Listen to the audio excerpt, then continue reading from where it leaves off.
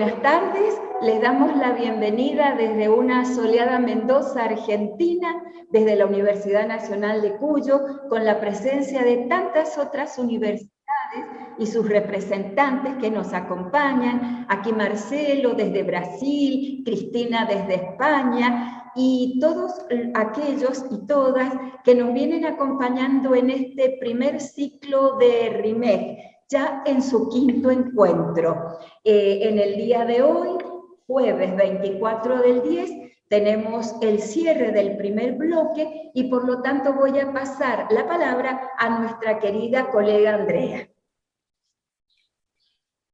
Boa tarde a todas e todos. Peço permissão para falar na minha língua materna, o português, e dizer que é um imenso prazer receber o convite do professor Marcelo para mediar essa mesa, onde a palestrante é a ilustre professora Adriana Garcia, né, e para dar justamente ao quinto encontro, né, do RIMEG, do ciclo do RIMEG. Então, estou aqui realmente muito feliz com esse convite. Caso vocês tenham dificuldade em compreender o que eu estou falando, podem pedir que eu falo mais lentamente, né? E a sistemática, vou apresentar a professora Adriana Garcia, mas antes de apresentá-la, eu gostaria de dizer que as perguntas ou os comentários podem ser colocados no chat ou após a apresentação da professora Adriana, né? Vocês podem levantar a mão e solicitar, portanto, a palavra, né? Então, eu gostaria agora de, mais uma vez, dizer que eu agradeço, é um imenso prazer fazer parte do RIMEG, essa rede internacional, e conhecer cada vez mais os trabalhos, portanto, dos colegas que produzem, né, fora do país, do nosso país, o Brasil. Bom, eu sou, como eu disse, sou professora Andréa, da Universidade Estadual de Feira de Santana, Bahia, e coordenadora do Grupo de Pesquisa Nina Simone e membro do RIMEG. Agora eu gostaria de apresentar devidamente a nossa palestrante, nossa ilustre palestrante, a professora Adriana Garcia. Muito bem-vinda, professora Adriana.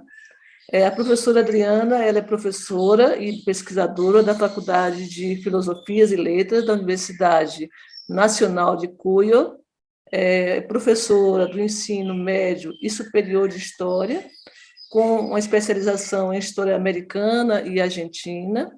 Ela é professora também no campo, né, de Teoria da História, portanto, somos colegas, né, e de Fundamento da História e Historiografia, e desde 2021 vem atuando na História das Mulheres e nos estudos de gênero também na Universidade Nacional de Cuyo.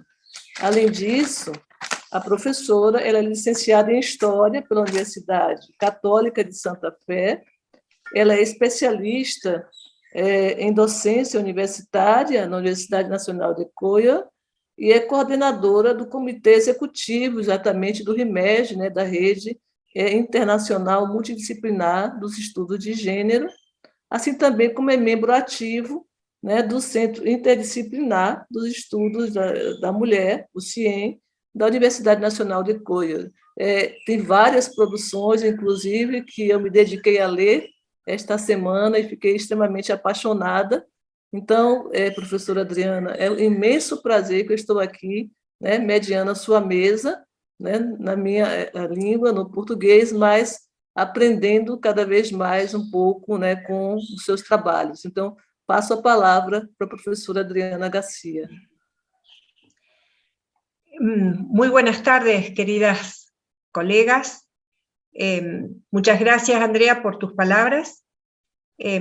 Estimados directores, compañeros y compañeras de la RIMEC, especialmente a sus directores, a Gladys Lizabe, Marcelo Lima, a Cristina, y todas mis compañeras, muchas de ellas de la vida. Así que agradezco profundamente la escucha atenta. Y también, desde ya, pido disculpas porque esto que voy a exponer, en realidad, es una exposición que parte de una reflexión muy profunda, con muchísimos interrogantes. Es más, termino con interrogantes que yo espero que se agreguen más y quizás algunas respuestas.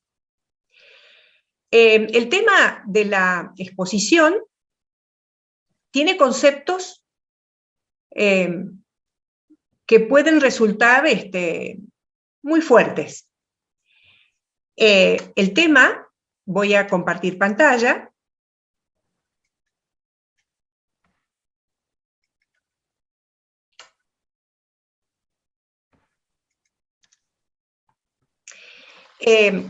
Creo que se ve bien, ¿no es cierto? Sí, Adriana, al menos Muy yo bien. sí. Violencia de conciencia y sumisión negociada en la vida de la fundadora de la primera congregación religiosa femenina argentina.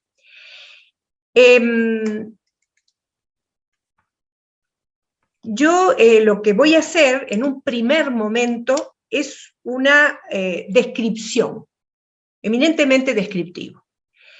Y después voy a abordar un segundo momento que va a ser eminentemente hermenéutico.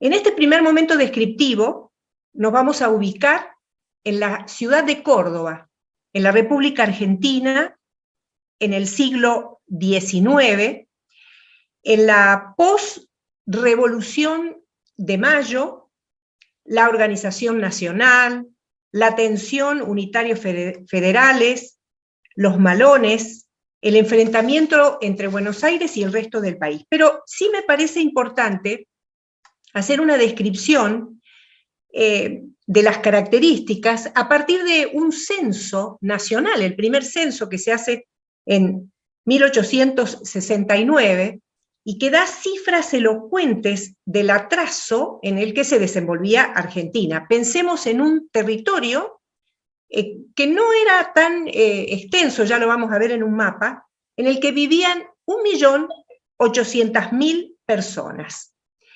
La pobreza se reflejaba en la baja calidad de la vivienda. El 78,6% de los argentinos vivían en míseros ranchos de barro y paja. Pero lo más elocuente era el atraso en el número de analfabetos. El 77,9% de los mayores de 6 años no sabía leer ni escribir. Ahora, si ustedes se fijan en estos mapas, lo que ven en líneas punteadas, eso era lo que se denominaba el desierto. El desierto, que era una obsesión de los argentinos, y no solo se mostraba indócil por la existencia de distancias económicamente infranqueables, sino también por la indómita resistencia armada de las tribus de pueblos aborígenes que habitaban.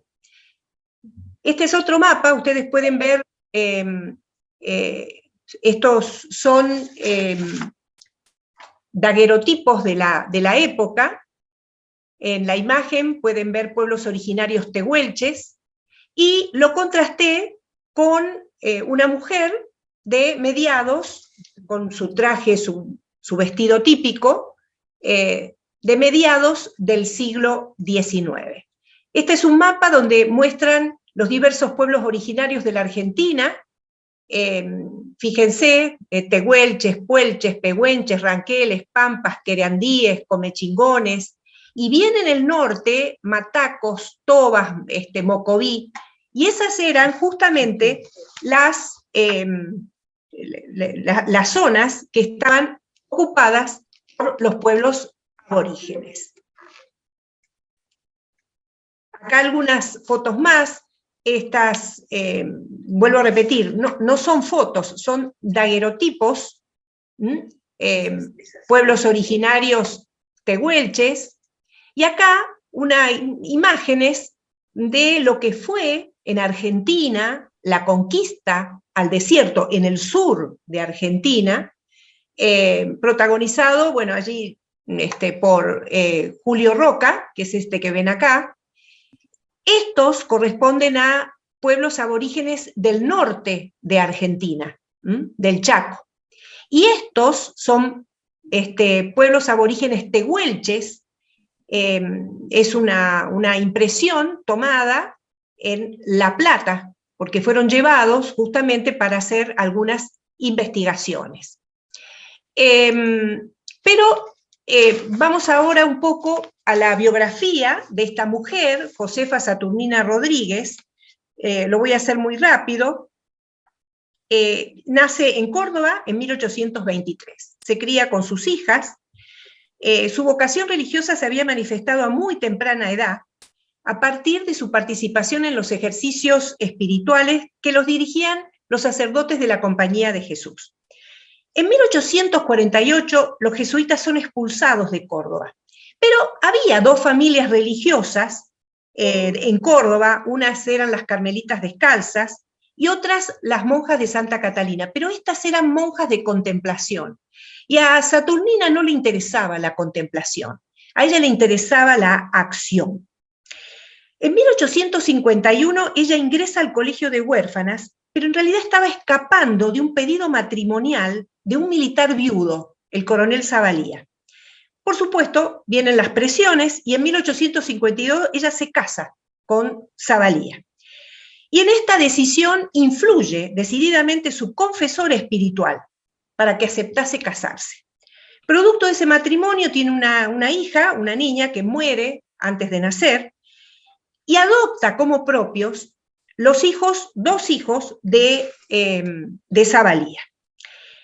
Entre 1860 y 1862, por la actuación de su esposo Zavalía, ella se traslada a Paraná, donde era la capital de la Confederación Argentina. Ahí estaba el segundo presidente de la naciente Argentina, que se llamaba Derqui, y era su primo. En 1865 fallece su esposo, y ella empieza a trabajar para edificar una casa de ejercicios espirituales, y así forma una comunidad de señoras, de matronas, que observaban las reglas del Instituto de San Ignacio, enseñaban la doctrina a las niñas y asilaban a las mujeres abandonadas. Acá aparecen en su vida 4 figuras masculinas decisivas. Una, ya nombré, su esposo. Otra, ese confesor espiritual, Tiburcio López, que después fue rector de la Universidad de Córdoba en 1859. El doctor David Luque, que va a ser otro confesor espiritual, y es así como ella empieza. Y otro sacerdote, Bustamante, que la ayuda a Saturnina a edificar la casa de ejercicios espirituales en 1872. Bueno, ahí se funda la Congregación de Esclavas del Corazón de Jesús, que toman este nombre en 1874. En el 75, ella toma los hábitos, ella y 11 mujeres más. Y entre 1890 y 1895, el instituto se expande por todas estas provincias. Para los que no están en la República Argentina, dentro de la provincia de Córdoba, en Santiago del Estero, en Tucumán, en Salta, en Santa Fe, en Buenos Aires, en La Rioja, San Juan, en Mendoza, aquí fue en 1890, donde estamos en este momento, en San Luis en 1895 y en Buenos Aires. La obra de Catalina, porque ella en realidad tiene 48 años de vida como laica y 24 como religiosa. Actualmente esta congregación está en Santiago de Chile, está también en España. Seguramente las compañeras y compañeros que están en España pueden identificar en este mapa estos lugares, y están también en África, en Benín. Pero vamos ahora, pasado este momento de la descripción que hice, quiero hacer algunas aclaraciones. En primer lugar, lo que voy a decir en este encuentro, aunque sea académico, no tiene nada que ver con la neutralidad de la ciencia. sino que responde más bien a una perspectiva del mundo y de la vida que es la mía. Y está construida a partir de una determinada configuración de valores. Y esto tiene una razón, porque aún cuando la mayor parte de lo que exponga tiene su origen en obras escritas por otras autoras, la apropiación que hago de ellas tiene una connotación valórica que se relaciona con el compromiso que tengo por el cambio social, por la mirada inclusiva, por una persona que quiere vivir en un mundo menos invadido por las dominaciones basadas en la raza, en el colonialismo, en la clase social, en el género y en la sexualidad, y por la valoración que hago del pensamiento epistémico. En segundo lugar, en una exposición de 30 minutos sobre un tema que puede hoy, con el desarrollo de la perspectiva de género y la teoría afectiva, abordarse desde distintos puntos de vista, en cualquier ámbito académico va a resultar inconcluso. Y en tercer lugar, el tema propuesto, que ya lo mencioné, violencia de conciencia y sumisión negociada en la vida de la fundadora de la primera congregación religiosa femenina argentina, es una temática que yo ya investigué hace 3 décadas, en 1990. Y ese estudio, que yo lo presenté en su momento en 2 congresos y también en una obra que se publicó, ahí lo pueden ver, se publicó en 1990, en el primer congreso de Encuentro de Historia Argentina y Regional. Ahí está la publicación. Entonces, lo que les voy a ofrecer, y el título era, por favor, las palabras, la primera congregación religiosa femenina argentina, mentalidad de su fundador. Ese era el título. Entonces, misma temática, diferente, distinta perspectiva. Y es aquí, precisamente en este punto en el que quiero detenerme, porque si bien voy a presentar a esta mujer que en un contexto adverso tuvo la visión y el compromiso solidario por salir al encuentro de los más pobres, también reviso desde una perspectiva hermenéutica femenina mi propia construcción conceptual desde una toma de conciencia que no significa un momento superior, sino un momento nuevo que pretende esclarecer mi propia productividad construida por tradiciones y códigos que me obligaban a mencionar las cosas de acuerdo con esquemas que yo no vislumbraba. Entonces les propongo hacer memoria. Y este hacer memoria se constituye en el integrar un pensar histórico, indudablemente, a un preguntar vital. Esta integración permite gestar un pensar rememorante, que en mi caso girará en torno a una hermenéutica femenina y al papel que desempeña el lenguaje, que no es un simple intermediario o que dé una forma de los hechos históricos. El lenguaje es un generador de la realidad y son los relatos históricos los que describen esa realidad. El lenguaje no solo expresa y transmite significado, sino que también los crea y los transforma. Entonces lo que está en juego es la capacidad de revisar mi pensamiento y producción pasada no como una tarea puramente intelectual, sino en la tensión interna entre ese pasado que me es propio, que me constituye, pero que también me impulsa a deconstruir aprendizajes. Y voy a poner un ejemplo que esclarecerá lo que quiero transmitir. Hasta hace poco, todas las ciencias pensaban y producían a partir del género neutro. Que de género neutro no tenía nada, porque de hecho era obviamente el masculino. Pero el increíble trabajo político de las mujeres y disidencias ha posibilitado otra mirada, otra producción, y esto fue factible porque comenzamos a pensar disidentemente como mujeres. Entonces, hoy, a 30 años de mi estudio, me dispongo a mirar lo que ha sucedido conmigo, y conmigo en cuanto género femenino, en la sociedad humana. Pongo en acto la teoría crítica del punto de vista, mi punto de vista, que es el que me permite analizar la producción del conocimiento, mi conocimiento. Y aquí la introducción al concepto de conocimiento situado. Es un conocimiento que es originario de Donna Haraway, de 1995. Ustedes pueden ver cómo ella aplica la metáfora del ver. Entonces, en esas columnas, yo aplico esa metáfora a esto que quiero transmitirle, que es cómo ver a esta mujer de fines del siglo XIX llamada primero Saturnina y después de tomar los hábitos Madre Catalina de María Rodríguez. ¿Desde dónde ver la vida privada y pública de Saturnina y o Madre Catalina? ¿Qué limitó la visión sobre el estudio de las fuentes primarias, cartas, memorias, para no dar un paso más y ver detrás del texto? ¿Para qué mirar hoy ese texto escrito, la primera congregación religiosa femenina argentina, mentalidad de su fundadora hace ya 3 décadas?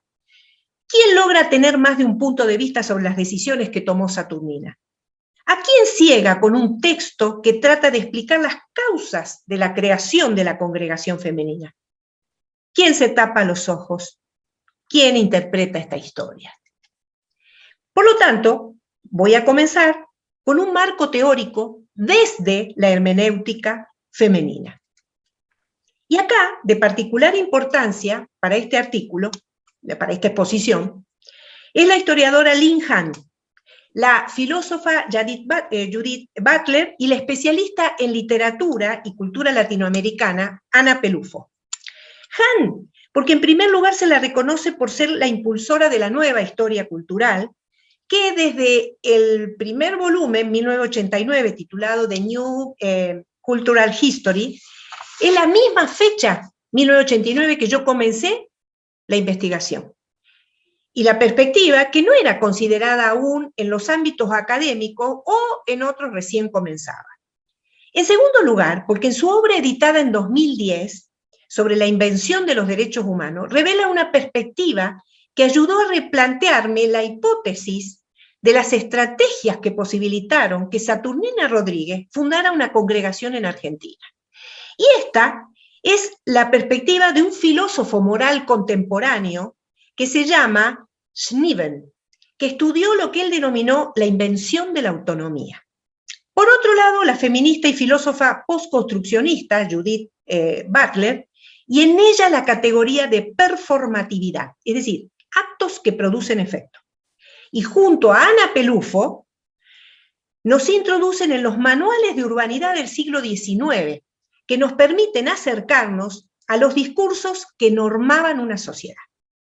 Entonces, pasemos a lo que le he puesto como título Primer alto reflexivo. Claro está que la palabra alto tiene que ver como un parar un momento para reflexionar. Cuando en 1990 emprendo una investigación, me formulo diversas preguntas. Estas son las preguntas que yo me hice en 1990. Por favor, reparen en las palabras. ¿Cómo conocer la obra de la Madre Catalina de María Rodríguez sin antes entender el ambiente de la época y su mentalidad? ¿Cómo comprender su misión providencial sin conocer y admirar la personalidad voluntariosa, tenaz y responsable de la sierva de Dios? ¿Cómo analizar las dificultades que encontró en su misión sin detectar las características de la Europa finisecular?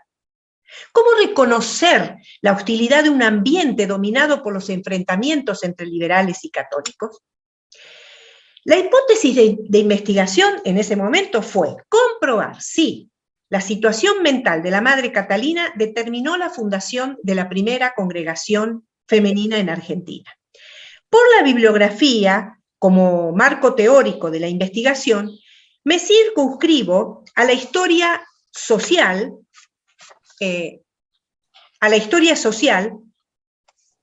de Huizinga para caracterizar el tono de la vida.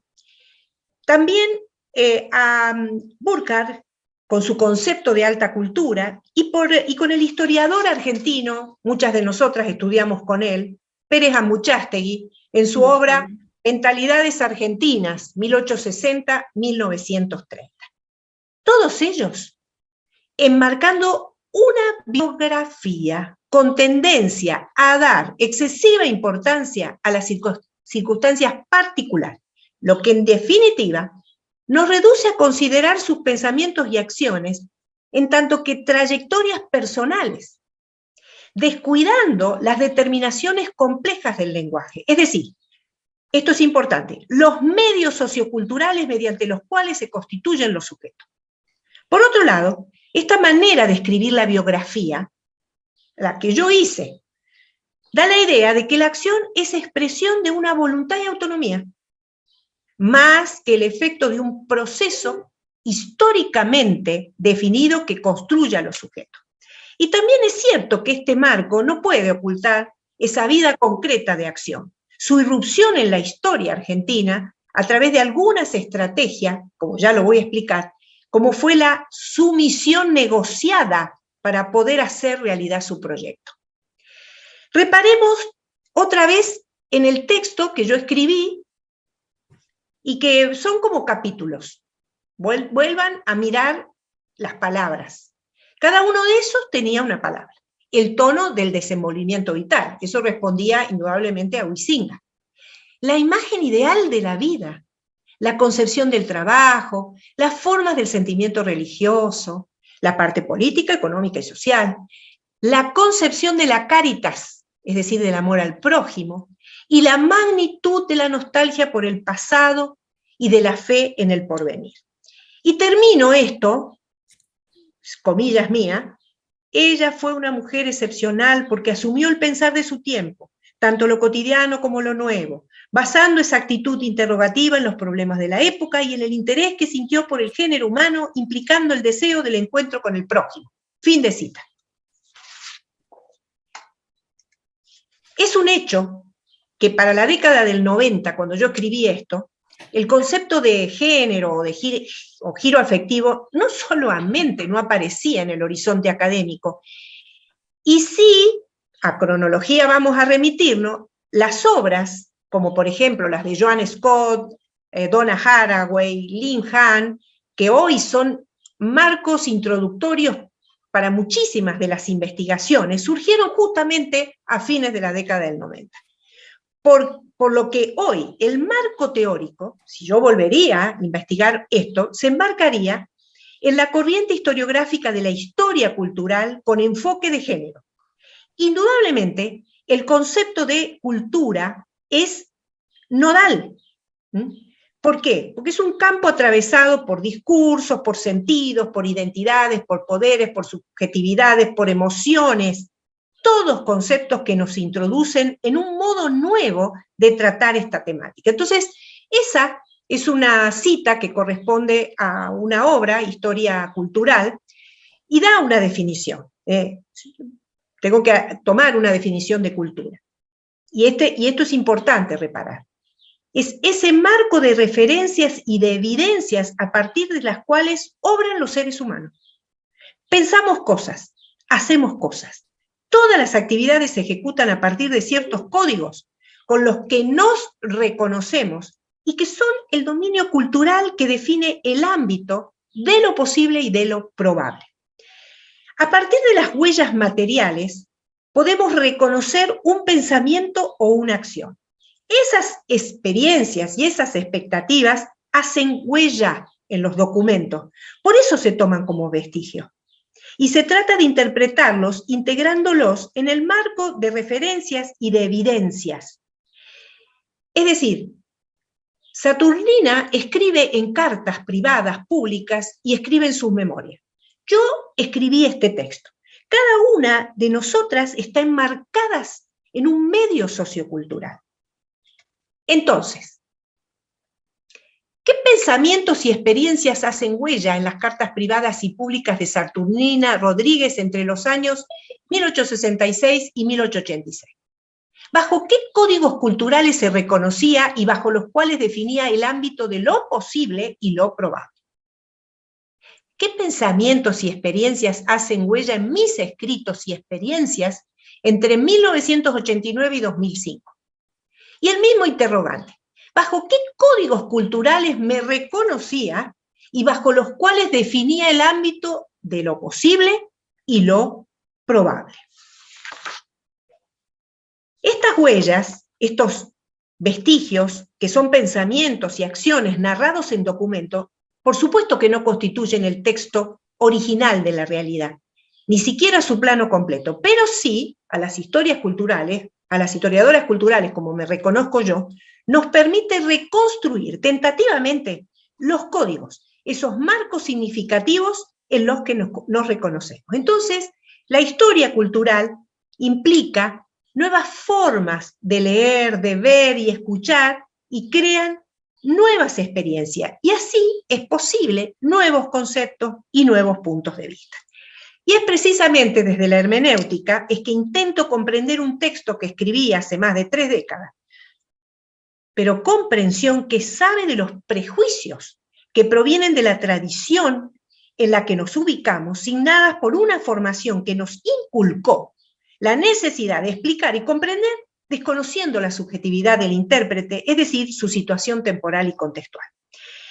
Por eso es importante tener en cuenta el contexto para dar vida al texto, indagar acerca de los valores simbólicos que contienen las fuentes y establecer el posible repertorio de su significado, trabajar a propósito de las intenciones ocultas que representan y ofrecer más o menos afortunadas interpretaciones sobre sus usos y elementos no explícitos. Y ahora viene el segundo alto reflexivo. Son 3 los altos. En este segundo alto reflexivo, parto de este concepto que es la invención de la autonomía. Esta perspectiva nos permite replantear la hipótesis de la investigación. En 1990, la hipótesis de la investigación fue comprender la situación mental de la madre Catalina. Sí, fue ella la que determinó la fundación de esta congregación. Aquí, indudablemente, la influencia era la tercera generación de Annales, era Le Goff, Duby y el enfoque de las mentalidades. Eso constituyó el marco teórico. Pero hoy podría plantearse de otra manera. Por ejemplo, comprobar si la violencia de conciencia y la estrategia de la sumisión negociada constituyeron factores determinantes para la creación de la primera congregación femenina argentina. Y acá, yo sé que todos los que estamos acá manejamos muy bien el tema del surgimiento de la temática femenina, pero yo debo hacerlo ahora. En primer lugar, la historia de las mujeres como corriente específica se inicia después de la Segunda Guerra Mundial, pero sí encontramos muchísimos antecedentes literarios, biográficos, filosóficos de este enfoque, y más aún encontramos testimonios y fuentes que dan visibilidad a las mujeres en la historia. Numerosos son los trabajos, por ejemplo, de la doctora Lizabe, desde nuestro centro interdisciplinario, el CIEM, que ha estudiado testimonios que se remontan a la época medieval,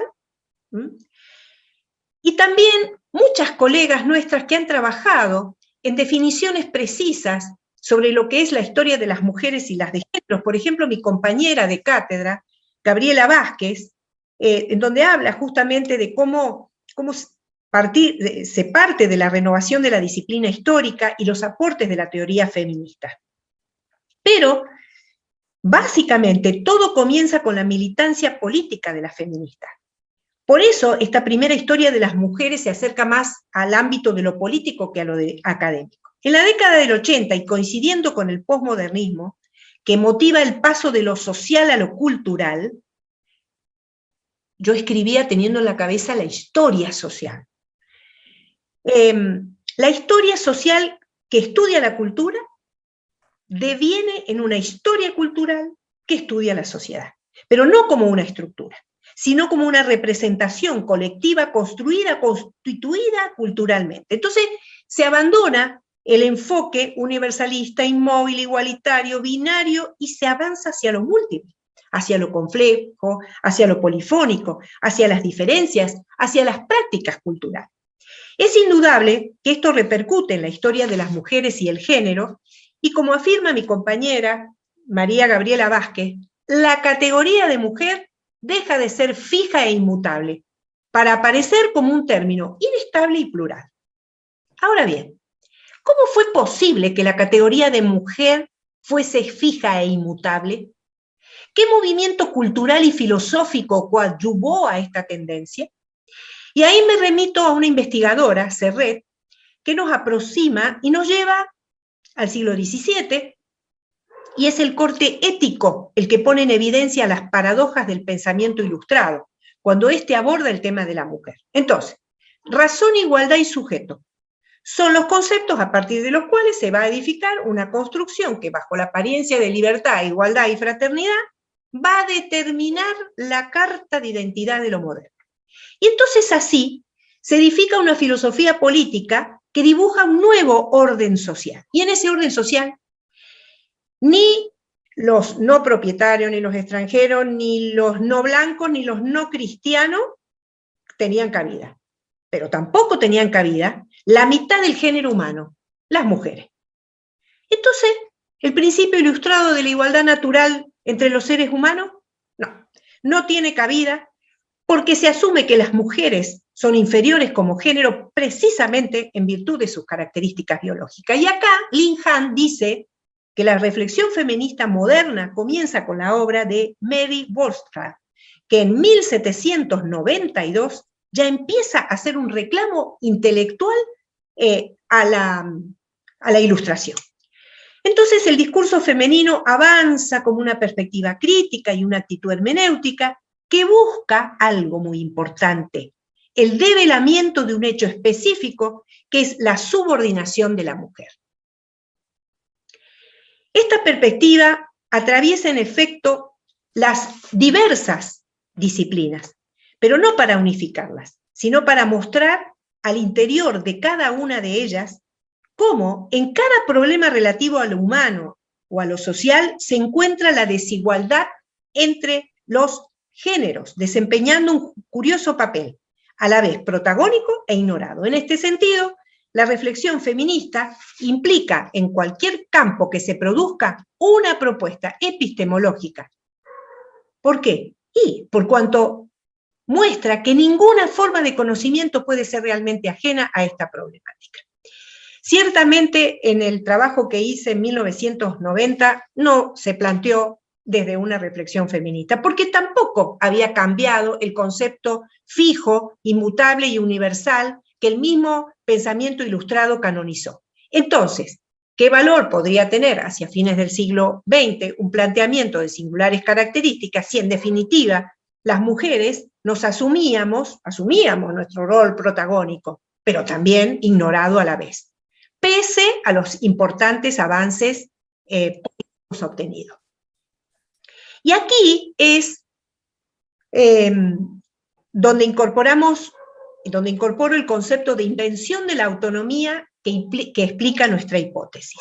La nueva perspectiva que apareció antes de finalizar el siglo XIX, señala Schneeben, se centraba en la creencia de que todos los individuos normales son igualmente capaces de vivir junto a una moral de autogobierno.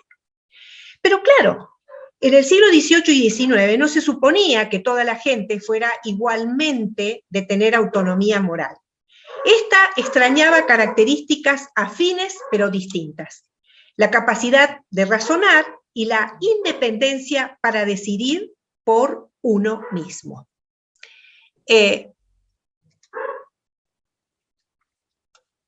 Sabemos que niños, niñas, esclavos, esclavas, sirvientes, las personas que no tenían propiedades y las mujeres carecían del estatus independiente que se requería para ser autónomos. Pero todos ellos, todas ellas, excepto las mujeres, podían ser autónomos algún día. Pero las mujeres parecían no tener al alcance ninguna de estas opciones. Eran definidas como inherentemente dependientes de sus padres o sus maridos. Y es Dora Barrancos quien advierte que este modelo patrimonial que se le otorgó al esposo representa un aspecto central del orden patriarcal y constituye la base del valor moral y jurídico asignado a la familia a lo largo del siglo XIX, que se volvería una característica distintiva de la clase media.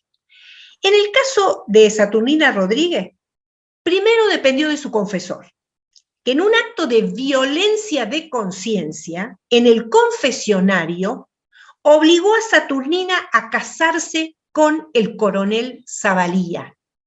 Y entre comillas, es lo que decía Saturnina, haciendo pesar sobre mi alma un posible suicidio. Después, Zavalía, por algunas cartas, se reconoce como una persona violenta. Y fallecido vuelve a depender de los consejos de un nuevo director espiritual. En el próximo apartado vamos a ver cómo fue posible tanta obediencia y cómo fue esa misma obediencia la que a través de esa negociación que ella hace, consigue lo que quería.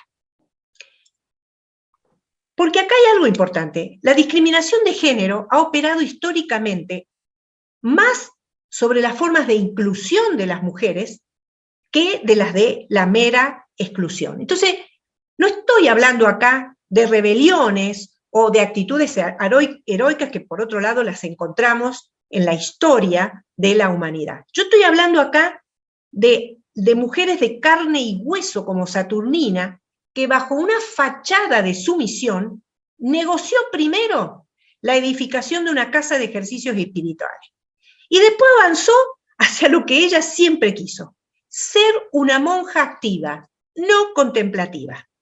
Entonces, violentaron su conciencia, pero ella estratégicamente negoció la creación de una congregación de monjas activas. Y entre los especialistas se define que el estado de viudez de una mujer lograba la autonomía. Pero en el caso de Saturnina, una vez que falleció su esposo, para ella comienza la verdadera vida en la congregación. Ahora, claro está que nunca va a poder desprenderse del padre espiritual, del director espiritual, por lo que pensar que en el convento ella logró esa autonomía no es el caso. Se sabe que las abadesas o las superioras siempre estuvieron subordinadas. Entonces, esto hace difícil pensar que en un mundo manejado enteramente por estas mujeres, como puede ser un instituto religioso, puede ser un convento, ellas sean absolutamente autónomas. Para Saturnina, esta fundación era producto de una decisión largamente pensada y estaba relacionada con una educación muy religiosa. Y acá vamos al tercer y último acto reflexivo. De particular importancia, y que también redefinen la línea de investigación sobre esta temática, son los estudios postconstruccionistas. Y en ellos la categoría de performatividad es central.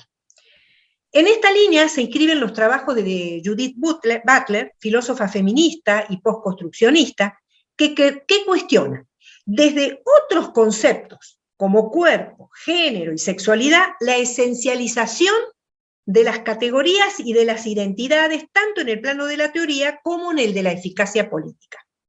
En su obra, Cuerpos que importan, sobre los límites materiales y discursivos del sexo, eso del año 2002, pero publicado originalmente en 1993, yo siempre reparo un poco en las fechas, define la performatividad en el marco de la teoría del acto de habla y considera performativa aquella práctica discursiva que realiza o produce lo que nombra.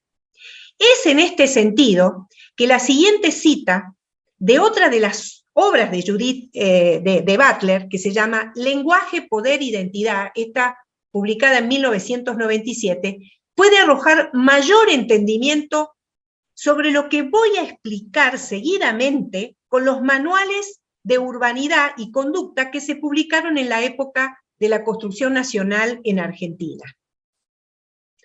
Esta es la cita de Judith Butler.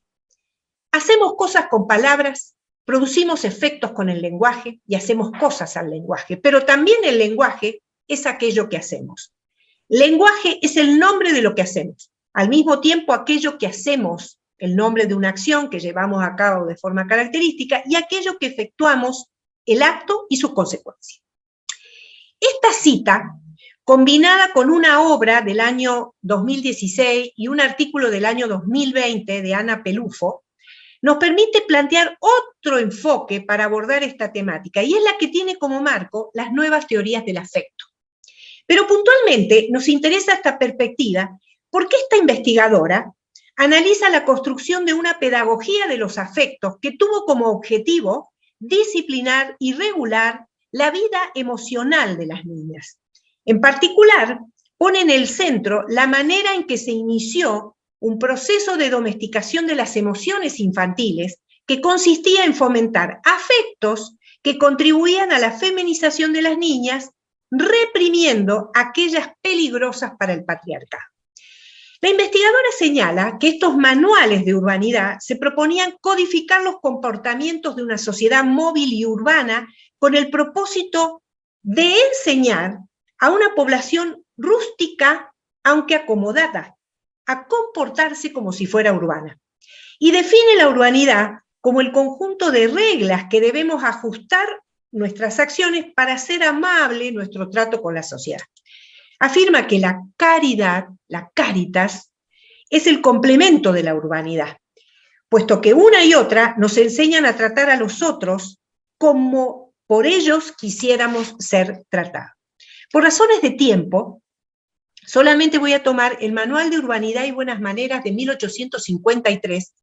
Pensemos, Saturnina en esa época está casada con Zavalía, de Manuel Antonio Carreño, y otro de José de Urcullu en Lecciones de Moral, Virtud y Urbanidad de 1825. En el primero, en el de 1853, se relaciona urbanidad, sociabilidad y benevolencia, y es interesante cuando se señala que la urbanidad es sinónimo de autocontrol, y también es un hábito de promover el bien, aún con sacrificio nuestro. En el segundo manual se dice que la virtud es el valor de hacer el bien gratuitamente y aún contra nuestro propio interés. Y la urbanidad, una forma de dulcificar el carácter que remite a la necesidad de hacer bien con gracia. La investigadora dice que estos manuales pedagógicos fueron adoptados por muchas escuelas latinoamericanas. Estos manuales, que seguramente eran adoptados por la sociedad de mediados del siglo XIX, constituyeron una comunidad emocional. Este concepto corresponde a otra de las personas de las investigadoras que estoy analizando, que se llama Bárbara Rosenwey, que trabaja muy fuertemente el tema de las emociones. Y ella habla de comunidad emocional. Miren, esta es un daguerrotipo del año 1895, cuando se inaugura el Patronato de la Infancia. Observen ustedes, la mayoría son mujeres, son matronas, son damas de la sociedad. Es que tenían un gran problema en ese momento. Y un poco trasladémoslo porque esta foto, 1895, coincide con la fundación del Instituto de las Esclavas, una de las últimas fundaciones en San Luis.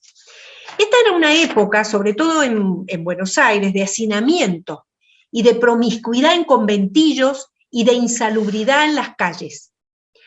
Bebés abandonados en la vía pública, quedando a merced de animales, de ruedas de carruajes, o del hambre, o de la sed, o del frío. Niños, hijos de mujeres solteras, hijos extramatrimoniales, o producto de una violación, o se daba el caso que si se tenían mellizos, se daba a uno de ellos. Entonces, yo quise mostrar en esta imagen un poco la comunidad emocional. Y la comunidad emocional es definida como los grupos en los que las personas se adhieren a las mismas normas de expresión emocional y valoran o devalúan las mismas emociones relacionadas. Puede existir más de una comunidad emocional, de hecho, normalmente existe, al mismo tiempo, y otras comunidades pueden cambiar con el tiempo. Fíjense, esta también es una foto de las primeras niñas, 1895, que van a ese patronato de la infancia. Por favor, les pido un acto de imaginación y pueden ser esas mismas niñas las que entraban en los institutos de la Madre Catalina, en todos los rincones de la República Argentina. Observen su ropa, que en realidad eran harapos, observen sus zapatitos, observen su cabecita. Bueno, el objetivo era lograr convertir a niños y niñas en sujetos dóciles, tanto a nivel corporal como emocional. Reparemos ahora y comparemos dos citas que corresponden, una al Manual de Urbanidad y Nuevas Maneras, de 1853, con un artículo periodístico que hablaba de la obra de la Madre Catalina. El primero dice, miren, este es el Manual de Urbanidad que se leía. No, vamos a hacerlo rápido para no demorarlo. La benevolencia, reparen en las palabras, la benevolencia que une los corazones con los dulces lazos de la amistad y la fraternidad, que establece las relaciones que forman la armonía social y ennoblece todos los estímulos que nacen de las diversas condiciones de la vida, y la beneficencia, que asemejando al hombre a su criador, le inspira todos los sentimientos generosos que llevan el consuelo y la esperanza, al seno mismo de la desgracia, y triunfa de los ímpetus brutales del odio y la venganza. He aquí los dos grandes deberes que tenemos para con nuestros semejantes.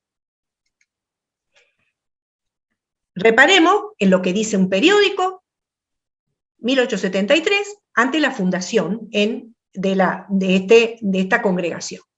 No hace mucho se creó en esta ciudad una nueva institución religiosa, eminentemente caritativa, compuesta de varias matronas de esta sociedad, porque Saturnina primero fue una matrona, fue una mujer que junto con otras deciden organizar, al igual que el patronato de la infancia, pero ella va un paso más y después se transforma en monja.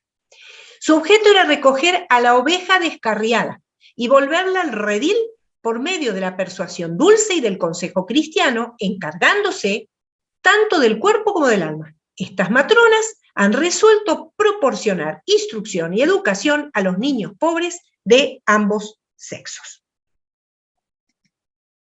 Esta es también una imagen, 1895, de los niños que entraban al patronato de la infancia. Porque al principio no había distinción, tampoco en el caso de Catalina, de niños o niñas. Después se enfoca a las niñas. Pero también, imagínense estos niños entrando en estos institutos. Vuelvo a pedirles, observen su ropita, que son harapos, sus medias, sus rostros. Bueno, la verdad es que habría que ponerse a analizar esta imagen. Bueno, en las cartas de Saturnina primero y Madre Catalina después, de tomar los hábitos, se encuentran expresiones de caridad y de compasión. En el apartado que tiene ese manual de urbanidad de Carreño, dice, deberes para con nuestros semejantes. Y se habla del goce sublime. Este también lo vamos a comparar. ¿Y cómo pudiéramos expresar dignamente las sublimes sensaciones de la beneficencia cuando tenemos la dicha de hacer el bien a nuestros semejantes, cuando respetamos los fueros de la desgracia, cuando enjugamos las lágrimas del desvalido, cuando satisfacemos el hambre, cubrimos la desnudez, etcétera, etcétera, etcétera? Esta es otra imagen. Fíjense, todos los niños, en este caso hay algunas niñas identificadas, todos rapaditos. Esto es también en el patronato de la infancia, 1895.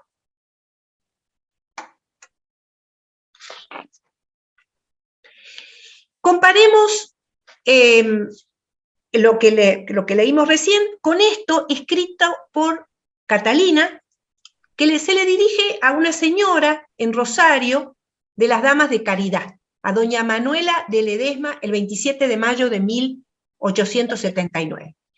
El establecimiento de colegios para niñas internas pensionistas y agraciadas son gratuitas. Ella estaba explicando qué era esto. ¿Para quiénes eran esto? Es para todas aquellas que no tengan recursos para hacerse educar y además que por su orfandad se encuentran en peligro de extravío moral. A las mismas de nuestra casa, no solo hospedaje y educación gratis, sino también alimentos y ropa.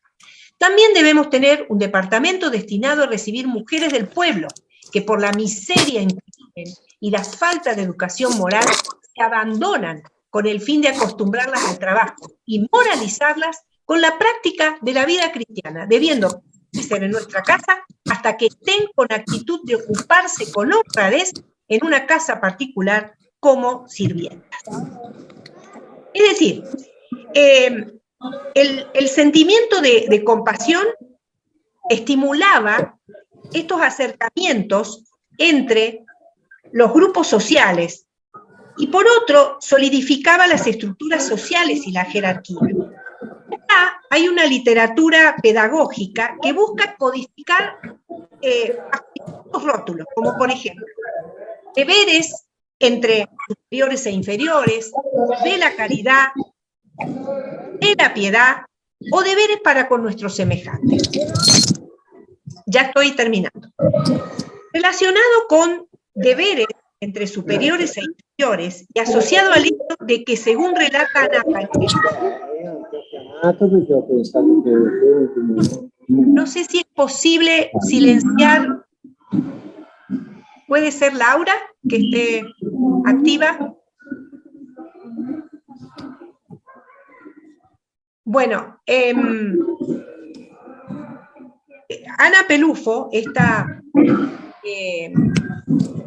profesora, investigadora en literatura y cultura latinoamericana, dice que la emoción con la que se asociaba a las niñas blancas en el siglo XIX era la ternura. Y que esta forma de amor era una forma de afecto asociada con lo pequeño y lo menor, que en su mayor parte excluía a niñas afrolatinas o indígenas. Y hay que asociar a esto también una práctica de que en esos establecimientos educativos a las niñas que se llamaban agraciadas, o sea, las que gratuitas, o como diríamos hoy, becadas, no llevaban uniforme, que pagaban sí, y también tenían patios diferenciados para los pequeños.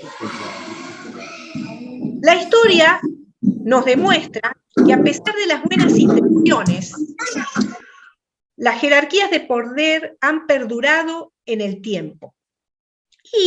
Pero, desde una perspectiva de género, la labor de Saturnina les dio a las niñas y mujeres un protagonismo social en la esfera pública en la Argentina entre 1872 y 1895 en varias provincias de la República Argentina. Indudablemente debió enfrentarse a una cultura hegemónica y negociar con ella. ¿Por qué? Porque su protagonismo era explosivo para el orden civilizado. Desde este presente quedan muchos interrogantes abiertos, como por ejemplo algunas preguntas que me formulo desde este estudio que me permite revisar las fuentes primarias, cartas privadas, públicas, memoria, a la luz de los nuevos enfoques. Y la verdad que me es muy difícil formularlas, pero voy a intentarlo. La primera, ¿fue Saturnina una mujer transgresora? Y aquí las palabras de una de las biógrafas actuales, la hermana Silvia Zamoré. En su momento probablemente la actitud de Catalina no fue demasiado valorada, fue una de las tantas anónimas. Hoy, con la herencia de su impronta y recorriendo su producción un siglo después, se descubre que vulneró varios paradigmas, el del silencio de la mujer, el de la participación activa en su entorno, el de la viudez por hacer religiosa, el de darle otro carácter a la consagración femenina, el de la fortaleza considerada como actitud viril, el del estilo y trato para afrontar las situaciones. Ella es la figura de otras mujeres que quedaron en el anonimato, pero que acunaron nuestra historia. Otra pregunta.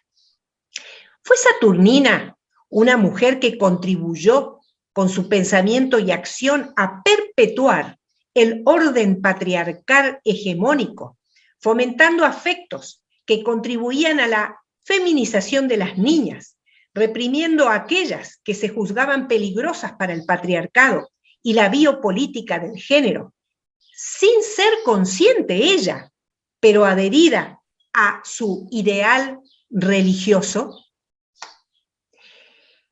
En este sentido, otra pregunta. ¿Es válida esta afirmación de su biógrafa Zamoré? Catalina no hizo cosas de hombres, hizo lo que debían hacer las mujeres y les estaba vedado. O la pregunta contraria sería, ¿hizo lo que tenía que hacer según lo indicaba la comunidad emocional, que establecía un código de buenas costumbres o estatus afectivo para las mujeres de mediados del siglo XIX? Una última pregunta por el momento. ¿Existe lo sobrenatural en su decisión y actuación social, cultural y política? Muchas gracias.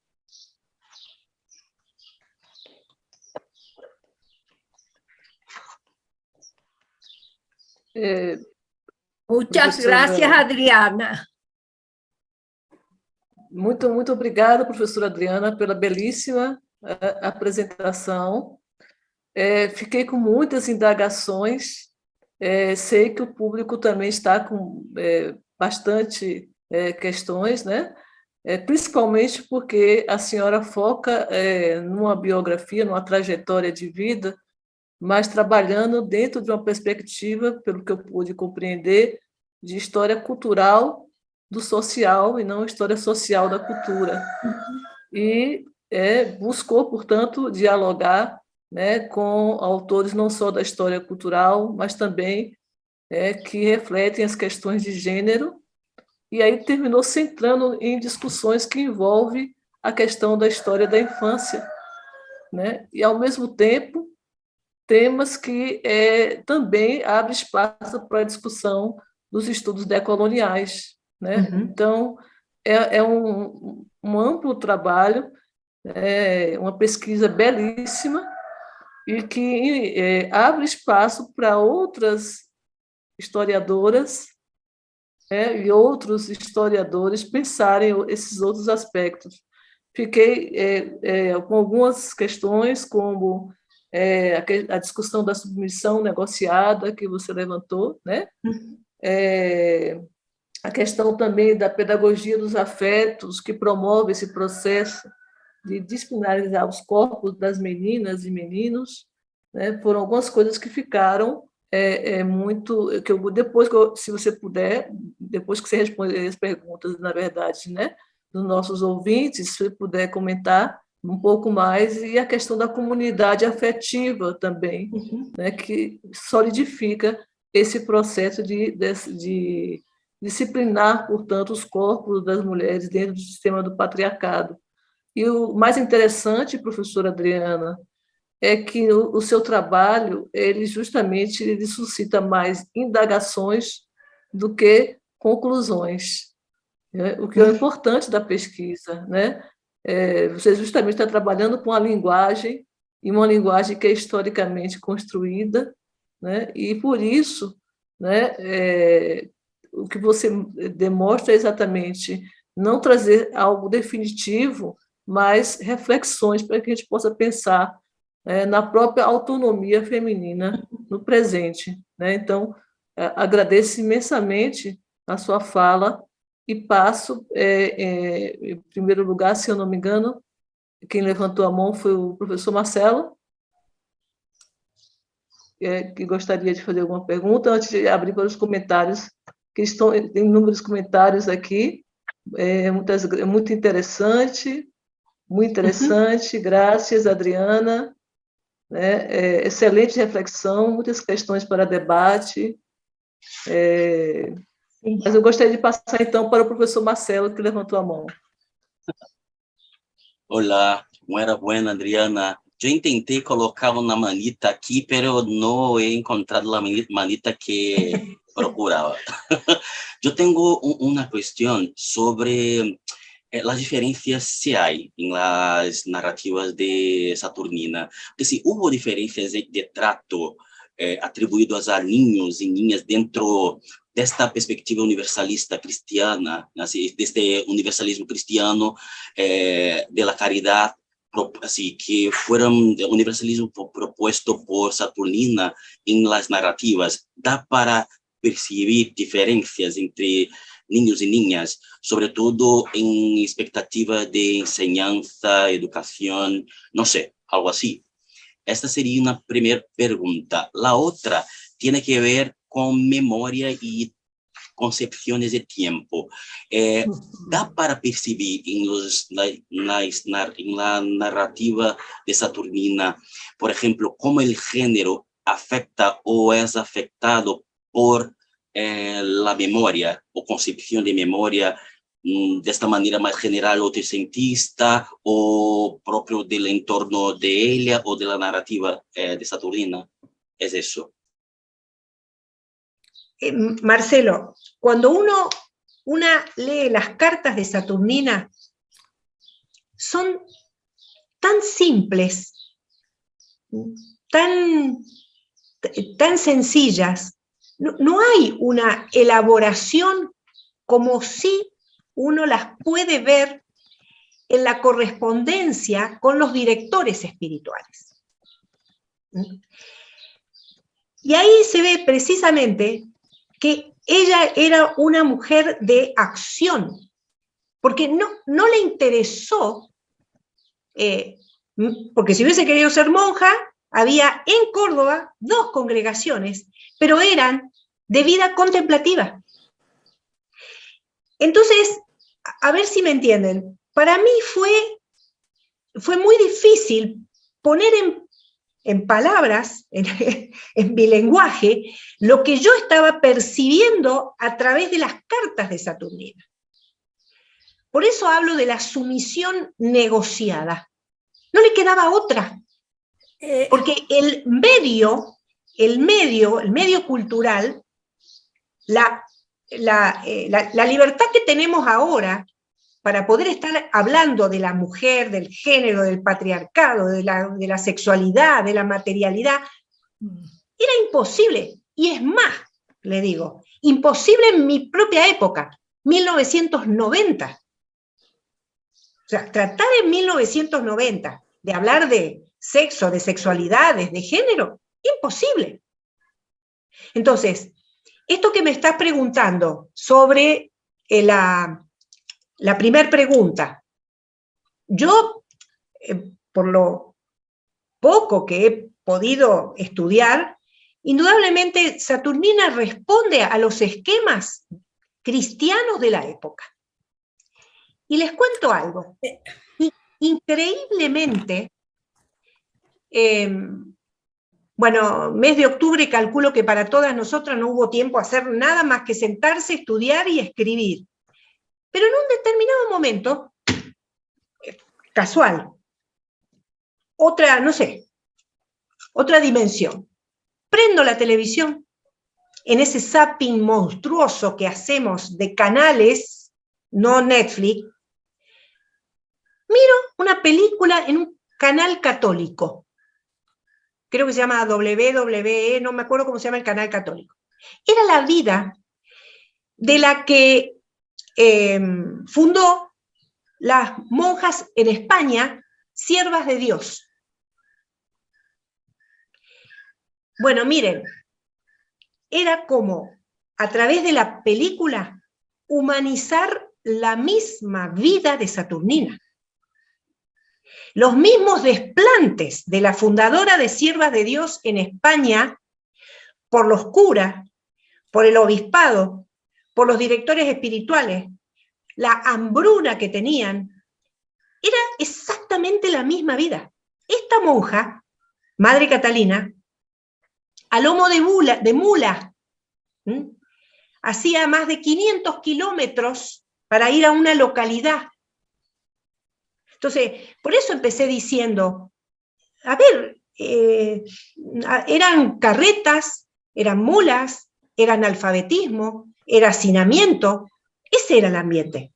Por supuesto que el cristianismo ahí pone foco en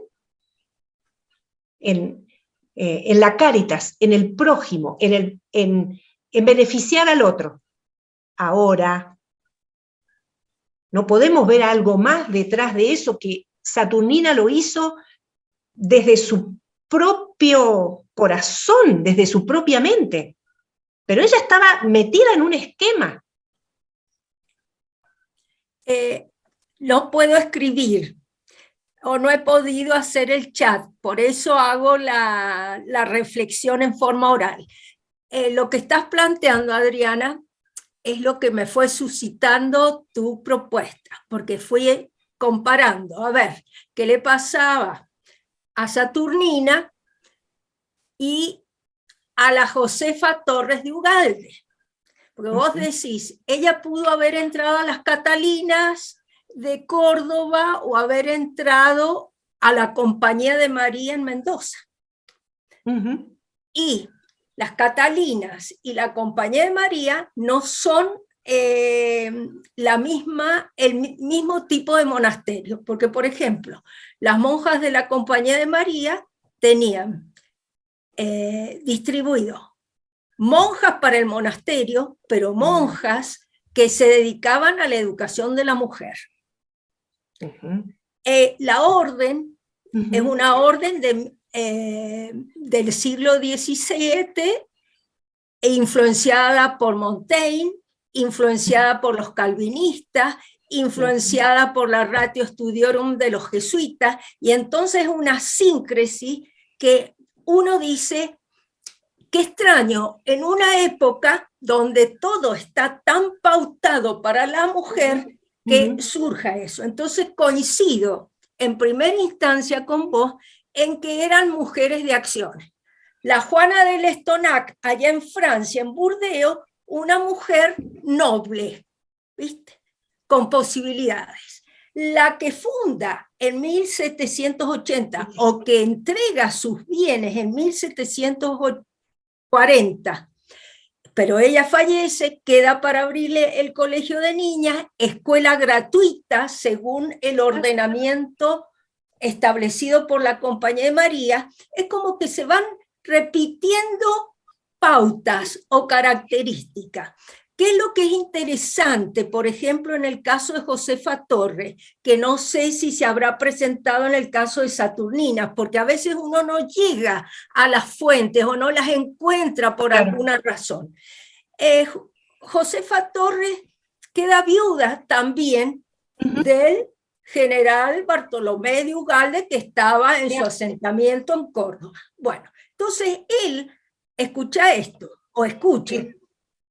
El testamento de Bartolomé de Ugalde lo hace él cuando está enfermo y lo hace con un cura jesuita, o sea que es el que toma las notas y hace todo el ordenamiento, le ayuda a él a hacer el ordenamiento de entrega de todos sus bienes.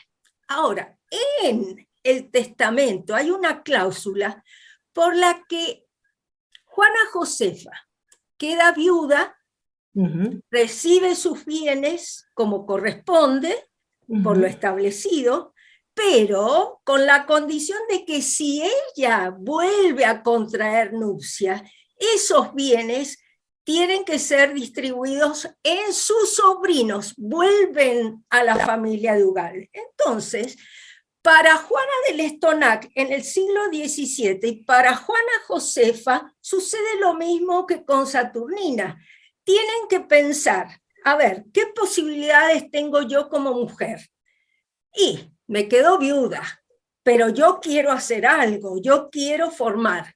¿Qué le sucede a Juana Josefa? Entra en contacto con un jesuita en Chile y entonces, por problemas de salud, se establece en Mendoza. ¿Qué vuelve a pasar o en qué coincidencia entramos? En que ellas quieren organizar, ordenar, resolver. Juana, las monjas de la Compañía de María surgieron porque las clarisas vienen a lomo de mula y cruzan la montaña y se establecen en Mendoza. ¿De quién depende la autorización para la creación? Del obispo de Chile, Pérez y Alday. O sea que se van repitiendo, te diría Totalmente. yo, en estas historias la estructura. La ventaja de las esclavas, como vos planteas, es que son exclusivamente para la educación. Pero en Mendoza vos tenés que pensar un siglo, más o menos, porque hasta 1895, según fiché acá, no hay escuela en Mendoza de las esclavas. No, 1890. 1890, bien, sí. Pongamos 1890 acá, corrijo. 1890. Hasta 1880, la escuela de la Compañía de María había sido, digamos, la de más, te diría, trabajo, desarrollo. ¿Por qué? Porque era la única que había para niñas del pueblo, como se decía, las gratuitas, y para las niñas internas. La enseñanza era gratuita. Lo que hacían las internas, y ahí te das cuenta que hay una diferencia también de tipo socioeconómico, porque eran las que podían pagar o debían pagar la comida, el mantenimiento, ¿no? Pero eso significó que hasta la década de 1960 vinieran de San Luis, de San Juan o de San Rafael niñas pupilas a la Compañía de María. Otra cuestión que me surgió, en 1890 las esclavas hacen su establecimiento acá y tienen, a su vez, mirá vos cómo se va a dar el marco en Mendoza. La competencia de las esclavas se va a dar con, si querés, con la Compañía de María, pero con la Escuela Normal Nacional que se había creado en 1878. Es más, si vos ves esos patrones religiosos y los comparás con el patrón de la Escuela Normal, te das cuenta que la Escuela Normal ya tenía un acceso y una propaganda que hacía que la mujer cumpliera otro, digamos, otro rol, porque la propaganda para que se formara la Escuela Normal era la de que iban a formar su propio peculio, no iban a depender del marido ni del padre. Esa es la propaganda de la Escuela Normal. Ese dato entonces, después me lo pasas. Ya, después, lo que vos tenés que pensar es que hay en una misma época hay como distintos estilos, distintas formas. En educación, por ejemplo, y en este tipo de cuestiones que atañen a la mujer, no hay que pensar en homogeneidad, sino en heterogeneidad de propuestas. Porque para esa época en que digamos, 1853, en que vos tenés el texto de urbanidad, sí, vos ya has tenido una Genoveva Villanueva que se ha enfrentado al poder político. O sea que probablemente el problema, digamos, o la dificultad que nosotros tenemos es que nosotros hablamos de mujeres que son notables, que salen del espacio privado al espacio público porque son blancas, primero, porque tienen bienes económicos, porque tienen respaldo social, porque, por ejemplo, la primera abadesa de la Compañía de María tuvo que negociar, o sea, a través del obispo y de los sacerdotes, exigir los bienes que le correspondían a ella para poder hacerse monja. Escucha eso, para hacerse monja del monasterio. Entonces, hay una serie de cuestiones que, si bien emparejan o nos dan coincidencias o repiten características de ciertas creaciones, otras que son las que vienen del laicismo, te diría yo, o de una línea krausista o de una línea filosófica liberal también, tienen otra, digamos, como otra alternativa, otra salida al espacio público. Pero son todas mujeres de acción, son todas mujeres de acción. Me parece que esa es la característica más importante. Ahora, para la época en que entran las esclavas, nosotros ya tenemos que estar pensando en que las mujeres, o algunas de las mujeres que después van a ser muy importantes a fines del siglo XX y y fines del XIX y principios del XX, son mujeres que van a tener crianza de padres positivistas. Claro, claro. Así que eso me parece que hay que pensarlo también, ¿no? Ahora, vos lo planteás desde un lenguaje que decís negociar su proyecto. Claro, si no, no podían hacer lo que querían. Sí. Vos vas al archivo histórico y encontrás que las mujeres han pleiteado, han exigido sus derechos y los han conseguido hasta para digamos, mantener las encomiendas de los indios en Mendoza. Pero siempre mujeres notables, entre comillas. Claro, totalmente. Nosotros las invisibles, esa mujer del pueblo invisible, no tenemos datos. A lo mejor lo que tendríamos que hacer es buscar mucha fotografía y empezar a deducir sobre eso. Claro, totalmente. Pero totalmente. Tu aporte bueno, me parece muy, muy, muy importante, digamos. El tema de la capacidad de razonar o la igualdad, eso lo va dando el positivismo, la influencia del positivismo. Bueno, ¿qué te dije cuando comenzamos la reunión? Bueno, no me dejé hablar porque le quito el espacio a otras personas. ¿Hay algunas preguntas ahí? No sé, Andrea, si las respondemos, si hay tiempo. No se escucha. Tem duas perguntas, duas perguntas, né? Peraí, deixa eu ver aqui. Tenho reflexões, questões como historiadora. Há uma questão que me faz refletir muito, que é tema do contexto. O contexto está dado, ele deve ser construído pelo historiador ou historiadora a partir dos documentos, da historiografia. Se tantas fontes quanto as historiografias estão atravessadas pelos discursos e saberes, nos cabe, como investigadores, reconstruir o contexto ou desconstruir os discursos sobre ele. A outra pergunta, Adriana, desde um ponto de vista historiográfico, considera que estamos em uma fase de superação do universalismo de gênero e do relativismo de gênero? É difícil romper por completo com isso na Argentina, nos últimos anos da década?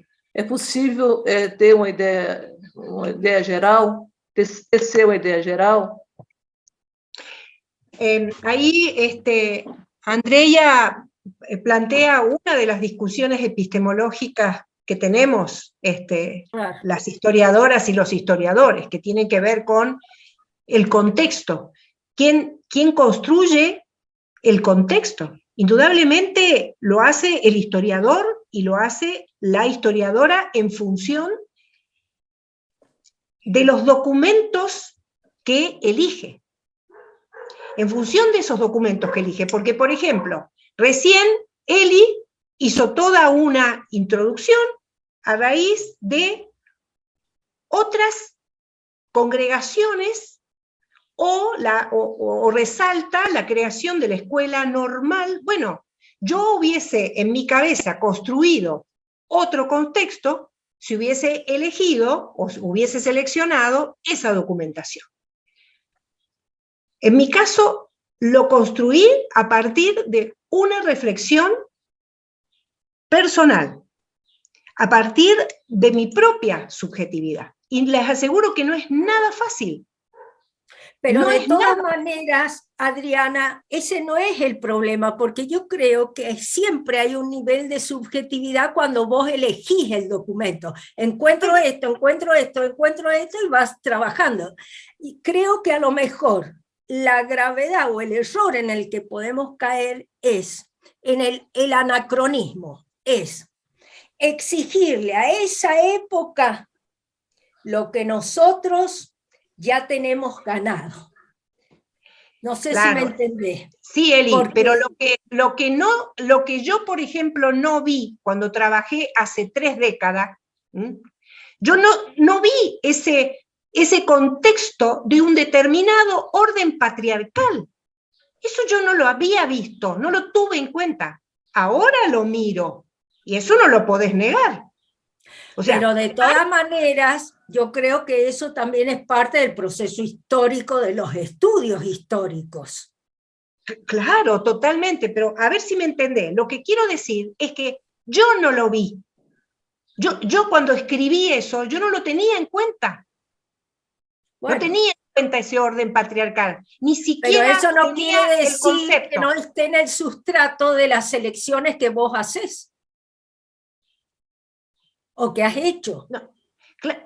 Ahora sí lo hago. Ahora sí lo hago porque estoy mirando de otra manera. Como historiadora cultural, veo las cosas de otra manera. No la veo como una biografía o como lo que vos recién estuviste relatando.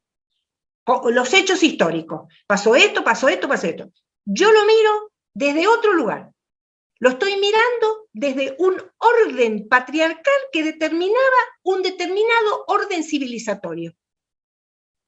Y que vos no te das cuenta. Vos eso no te das cuenta. Y lo trabajás porque es tu medio, es tu comunidad emocional. Una serie de códigos que te están diciendo qué es lo correcto y qué es lo no correcto. Y por esa razón, todas esas mujeres que vos mencionaste, y todas esas congregaciones y esas mujeres de acción respondían a esos códigos. Esos códigos le indicaban que por ser mujer blanca, con poder y demás, y para ganar el cielo, debían entregarse a la caridad y a la beneficencia. Yo no estoy quitando, por favor, el mérito y la fuerza de esas mujeres. Por supuesto que no. Pero lo que estoy hablando es de ese contexto. Y lo que le estoy respondiendo a Andrea es justamente eso. Sí, es verdad, el historiador construye, e indudablemente hay una realidad. Hay una realidad a la que nosotros y nosotras estamos respondiendo. Okay. Bueno, yo me pongo muy vehemente por ahí.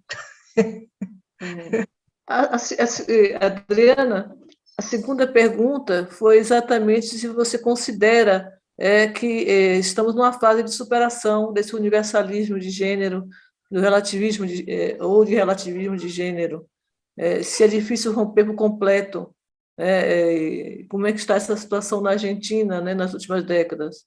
Sí, no, la palabra superación para nada. Estamos en un momento de transición muy fuerte. Es un momento de transición. Y no pensemos que sobre todo los más jóvenes, están en esa fase de superación. No lo es, no se está. Yo considero que estamos en un momento de transición, y en eso va a depender mucho la educación.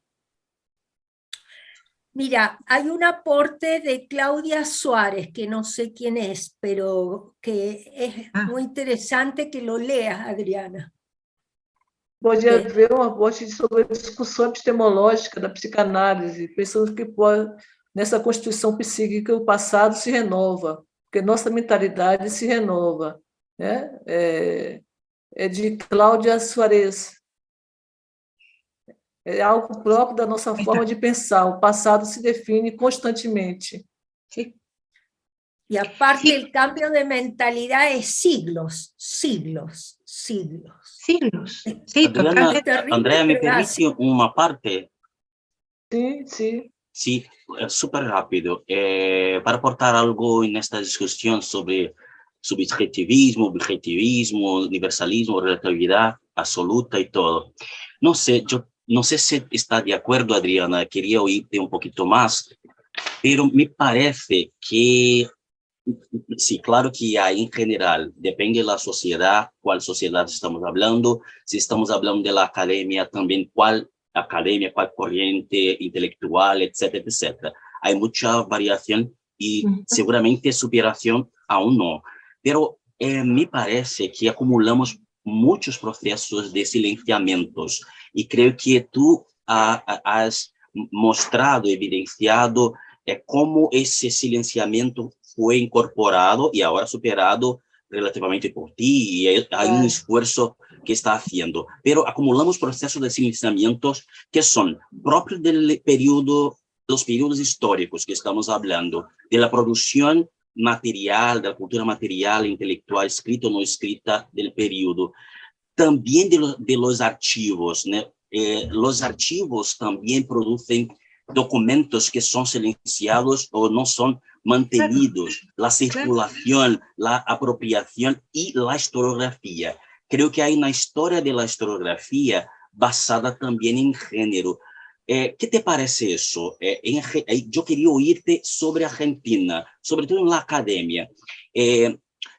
¿Han se dado cuenta de que la historia de la historiografía es, claro, patriarcal, androcéntrica, falogocéntrica y todo, pero yo sé que hay muchos núcleos, producciones intelectuales y todo, pero ¿cómo ves ahora esta constelación de silenciamiento?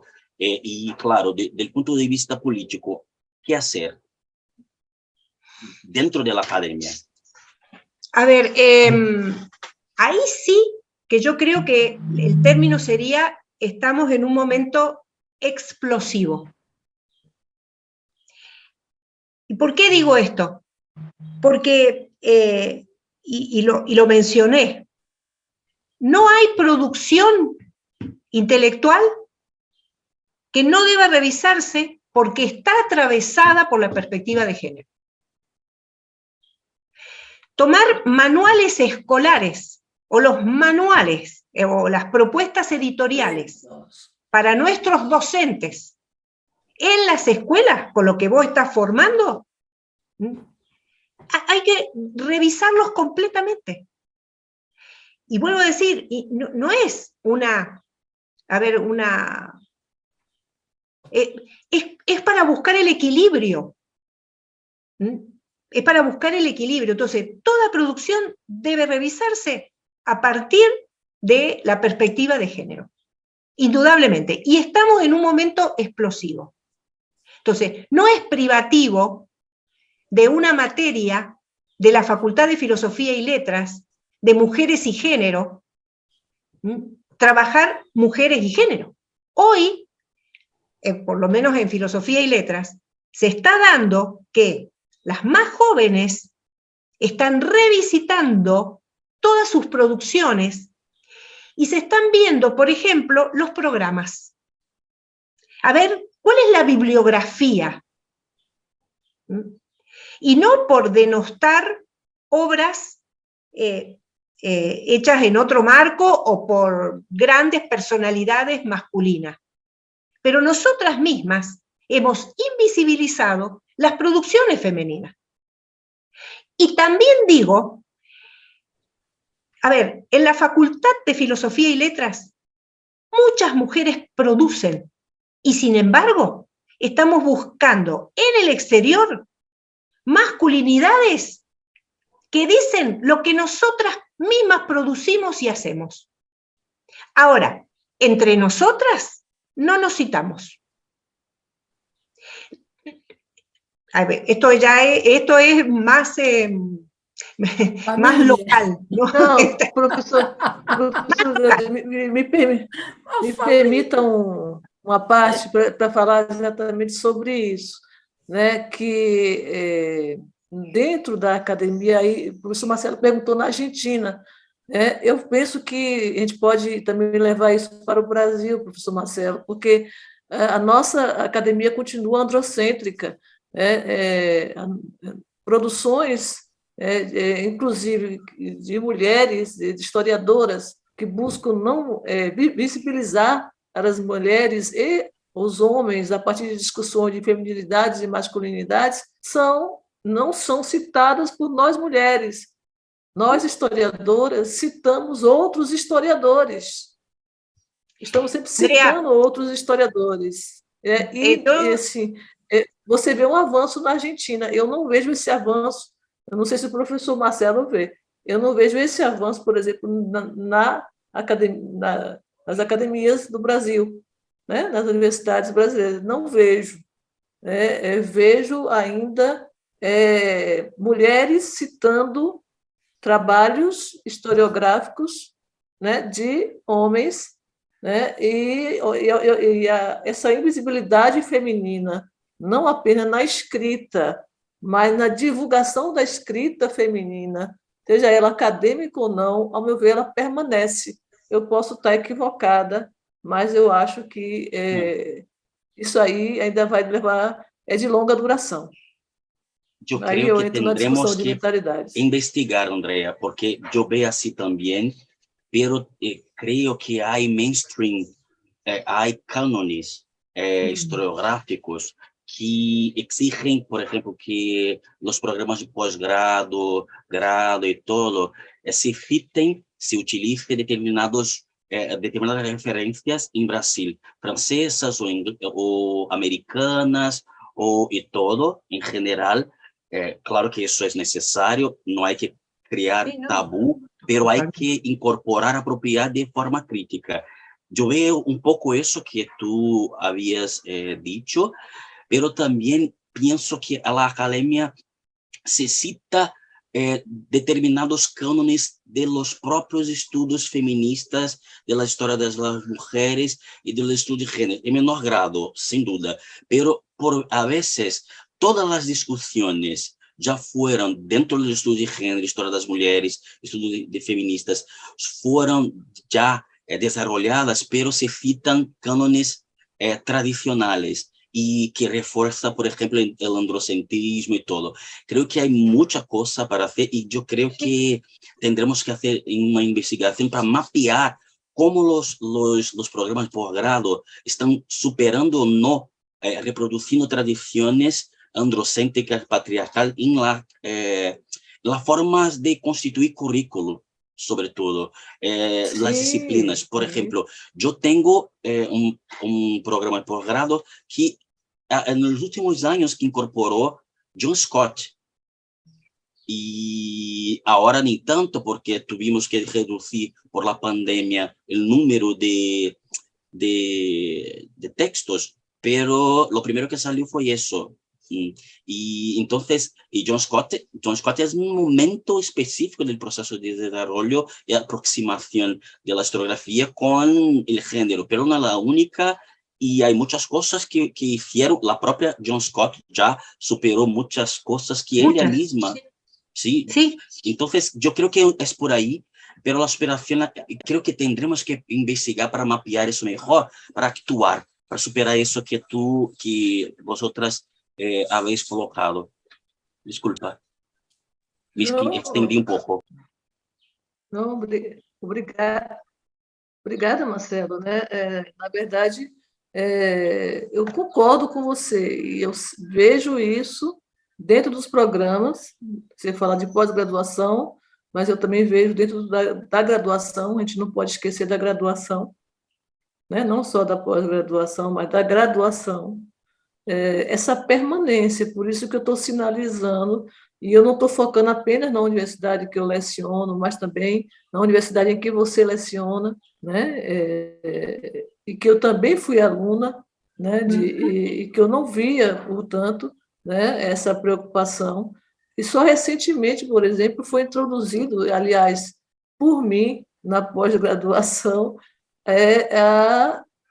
uma bibliografia mais atualizada de gênero, né, na pós-graduação. Então, É por isso que eu sinalizei isso, falei assim, o que a professora Adriana está demonstrando para, né, a Argentina, né, eu não sei, talvez lá esteja um pouco, por isso que eu perguntei à professora Adriana se está um pouco mais avançado, porque eu acho que nós ainda temos muito a caminhar, né, nesse sentido. Né? Quando eu li o trabalho da professora Adriana sobre exatamente, né, em onde ela faz inclusive uma análise, né, quantitativa sobre a posição das mulheres dentro da academia a partir, inclusive, das áreas, né, de humanas e tecnologia, de saúde, né? Ela faz essa análise muito bem feita, né, sobre isso.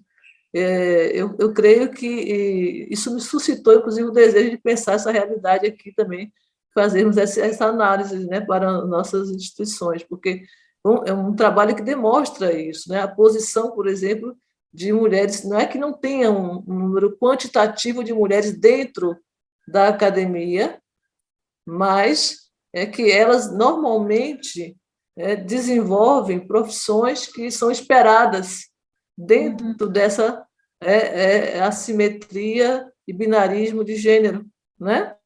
Que estipula o que é feminino e o que é masculino, é hegemônico. Então, eu estava pensando muito no trabalho da professora Adriana mesmo Garcia, que eu li recentemente, e que eu percebo ali sim, um avanço quantitativo, como ela mesmo demonstra, mas não qualitativo, no sentido, inclusive, de ocupar posições de poder, posições de gerenciamento, né, também dentro da instituição. Lo que dice Andrea también es que ese trabajo sobre la cultura en el mundo académico, hay un mundo académico hegemónico y hay un mundo académico subordinado. Y yo recién lo dije, nos sentimos protagonistas. Y en nuestro caso, en nuestra universidad, las mujeres siempre fuimos protagonistas. Pero le agrego protagonismo e ignoradas. Esa cultura hegemónica, claro que le dio lugar. Le dio lugar. Bueno, armá un centro, Gladys, un centro de estudios de la mujer. Ahora, ¿cuánto financiamiento hay para sostener esos centros? Eso es lo que yo digo. Hay una cultura subordinada y hay una cultura hegemónica. Y eso se ve en los presupuestos. ¿Qué es lo que se banca? ¿A dónde se pone el dinero en la gestión? Entonces, ¿tenés ganas de armar un centro sobre la mujer? ¡Qué bien! Estás estudiando sobre el género y demás. Bueno, pero arreglátela sola. Eso es lo que pasa. Y eso es lo que pasa en la mayoría de las universidades. Entonces, claro que hay una explosión de estudios, de trabajo y demás.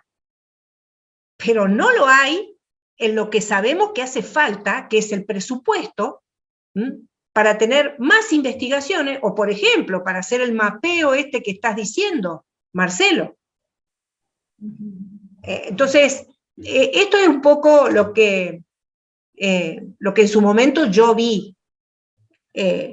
Hoy tenemos muchísimos centros, y veo acá muchas chicas jóvenes, por ejemplo, mi compañera, Natalia Nasif. ¿Ella cuántos años hace que está trabajando sobre mujeres? Y el tema del trabajar sobre mujeres y género no es privativo de nadie. Natalia, por ejemplo, trabaja lo que es ESI, el tema de educación sexual integral. Natalia está formando en ese sentido. También está haciendo su doctorado. Pero bueno, tenemos una explosión, pero lo que nos hace falta es el sustento para seguir con esas investigaciones. Okay. Eu concordo, né? As verbas, né, que sejam destinadas.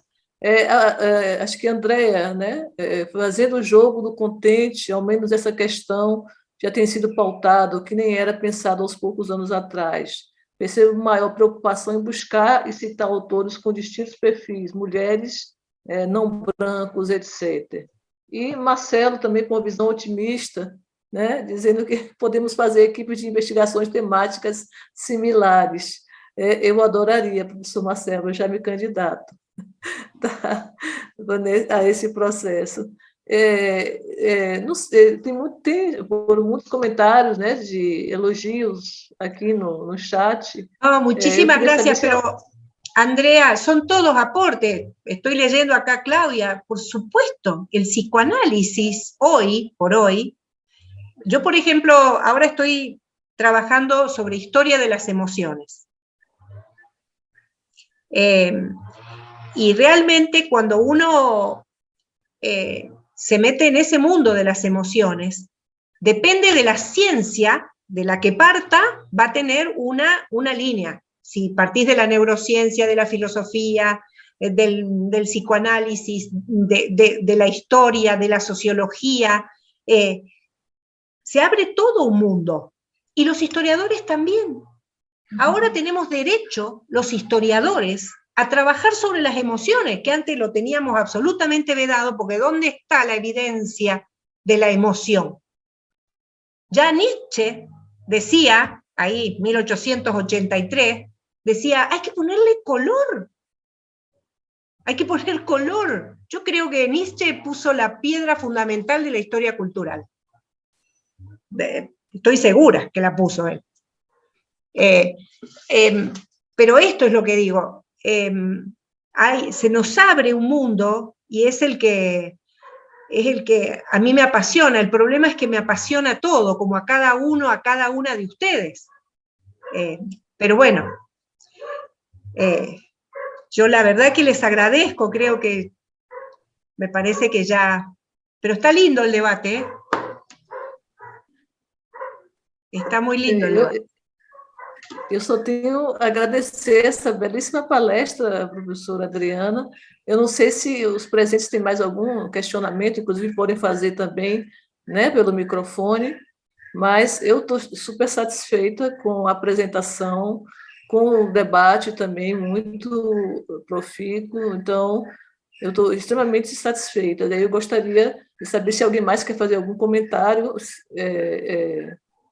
ou se podemos passar para a professora Cristina Martinez para poder fazer as devidas despedidas, né, e a apresentação dos próximos ciclos. Então, mas antes de mais nada, muito obrigada, professora Adriana, me tornei, assim, a sua fã, né, seguirei, inclusive, seus trabalhos, a leitura dos seus trabalhos, indicando, inclusive, para meus alunos e alunas e alunos.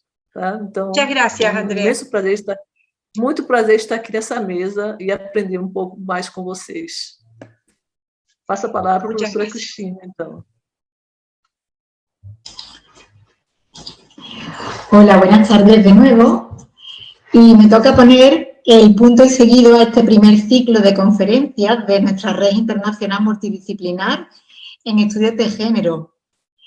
Como decíamos siempre, la RIMEC nace de una iniciativa común y voluntaria de investigadores e investigadoras promovida por la Universidad Nacional de Cuyo, Argentina, y secundada por las universidades Federal de Bahía, de Brasil, y de la Universidad de Sevilla. Y se dedican a estudios de género en sociedades actuales, pasadas y por cuyo análisis multidisciplinar se interesan. Marcado este objetivo, quiero resumir como a vista de pájaro nuestros encuentros en estos 2 meses. Hemos tenido la oportunidad de disfrutar de 5 mesas llenas de horas de investigación para traernos elaboradas presentaciones. Una primera mesa bajo el motivo Género y Violencia en la Baja Edad Media. Aquí Andrea Cristina López Frachao da Silva nos presentaba Género y Violencia en el legendario abreviado de Juan Gil de Zamora bajo un enfoque historiográfico con un análisis de los capítulos dedicados a Santa Lucía y a San Sebastián para identificar pautas de género con respecto al uso de la violencia en relación con los mártires, dando un mayor énfasis al cuerpo y a la sexualidad de las mujeres y relacionarla únicamente con el ámbito doméstico y los conflictos familiares. Marcelo Pereira, también en esta mesa, de Conexiones Ibéricas, Géneros Género y Memoria en la historiografía medieval castellana del siglo XV, mostraba cómo y por qué las pautas de géneros aparecían como ángulos de análisis y elementos relevantes para pensar la relación entre poder y memoria en la construcción de la memoria historiográfica medieval. Así hace también un estudio aplicado en Memorial de diversas hazañas escrita por Diego de Valera. La segunda mesa llevaba como motivo género y violencia en la literatura del siglo de oro. Bajo el título Violencia de género, en el teatro del siglo de oro, el problemático protagonismo de la dama, Débora Baccari analizaba el papel de la dama dentro de la compañía de teatro y mostraba distintas perspectivas como era la dama tramoyera y la dama víctima de la violencia de género. Ella siempre aparece reivindicando su honor y abandonando sus deseos a un segundo plano. En esta misma mesa, René Aldo Bijarra nos ilustraba con cuerpos y afectos violentados en la obra de tres escritoras españolas del siglo XVII, María de Zayas, Mariana de Carvajal y Leonor de la Cueva y Silva, tres mujeres que se resistieron a callar sus voces y se atrevieron a empuñar la pluma para denunciar desigualdades, violencia física y afectiva. La mesa 3 presentó el motivo Silencios femeninos en la Edad Media. En la primera intervención, Gladys Lizabe nos cautivó con su ponencia Los viajes a la luz de género, el mundo sin frontera de las viajeras medievales. Lejos de la idea del homo viator, las mujeres también poblaron caminos, decía Gladys, participaron de las cruzadas y otras muchas lo hacían en condición de esclavas, entre otros muchos menesteres. Para todas, el viaje fue una oportunidad en la construcción de su subjetividad sin subordinación a los varones, pudiéndose hablar de la mujer viatrix, la mujer viajera de la época medieval. Querer tener amores contra natura, ambas mujeres. La sodomía femenina silenciada en la Castilla de finales de la Edad Media venía a manos de Jesús Ángel Solorzano de Lechea, quien reflejó de manera muy ilustrativa el mito de la impunidad lésbica en la Edad Media. Esto distaba mucho de ser el caso de algunos territorios europeos. Con ello, apuntaba, se pusieron casos de mujeres condenadas que van desde el siglo XV hasta los inicios del siglo XVI y recorren toda la geografía de la Corona de Castilla, desde San Sebastián hasta Sevilla. La cuarta y quinta mesa tuvieron como motivo la voz y el silencio, mujeres que callan, mujeres que hablan. Vania Vasconcelos nos deleitó con su ponencia Escuchando a las mujeres, aprendiendo a escucharlas en la investigación histórica, donde reflexionaba acerca de la importancia de desarrollar una escucha aprendiente en la investigación que sea capaz de mover al investigador o investigadora, incidiendo especialmente en los límites y en las posibilidades de romper con las jerarquías en la investigación y en la intervención respetuosa cuando estudiamos la vida de una persona. Silvina Beatriz Barroso participó en este ciclo con Malvinas, Guerra y Política, las mujeres silenciadas, olvidadas, ocultadas de la literatura y el mundo de la representación nacional. Nos contaba que en la Guerra de las Malvinas también se aprovechó para desplegar acciones de silencio, de silenciamiento y ocultamiento de las mujeres que participaron de la guerra. Les negaron no solamente el reconocimiento social del Estatuto de Veteranas de Guerra, sino el derecho a los beneficios previsionales de los que el Estado debe hacerse cargo. La literatura argentina tampoco les hizo justicia. En esta última mesa, Adriana Aida García ya nos ha hecho partícipes de su ponencia Violencia de conciencia y sumisión negociada en la vida de la fundadora de la primera congregación religiosa argentina, sobre la cual hemos tenido un muy interesante debate. Y decía precisamente que hablo de punto y seguido porque le daremos la bienvenida a noviembre, en concreto el día 10, con un nuevo aporte de interesantes contribuciones, esta vez por parte de los adherentes. Me gustaría, antes de terminar, dejar 5 minutos para mis compañeros también, para Gladys, para Marcelo, por si ellos tuvieran a bien despedirse, bueno, no despedirse, que no me gusta esa palabra, sino seguir con este punto y seguido. Empieza Gladys, que yo lo último que voy a hablar es pedir para que todos puedan abrir la cámara para el fotito. Bueno, muchísimas gracias por esta inesperada posibilidad también de agradecer a cada uno de ustedes y a cada una que con tanto entusiasmo, con tanta pasión, nos ha acompañado en estos jueves de RIMEC de septiembre y octubre. Realmente les agradecemos la posibilidad que nos permite tener un espacio sin fronteras, pero que nos identifica en esto que es una lucha política dentro de la academia, porque no es solamente relacionar una serie de saberes con nuestras disciplinas, es saber que la forma, la mirada, el enfoque de género te cambia la vida. Y te cambia la vida y te cambia lo que enseñás y cómo lo enseñás.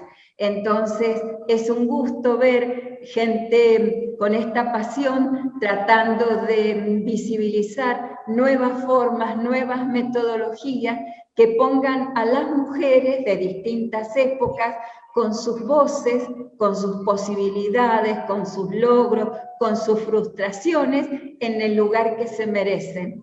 Es el lugar en la academia. Así que muchísimas gracias a los ponentes, a los que nos han seguido, y RIMEC es un espacio que construimos todos y todas en beneficio de la igualdad de género. Gracias.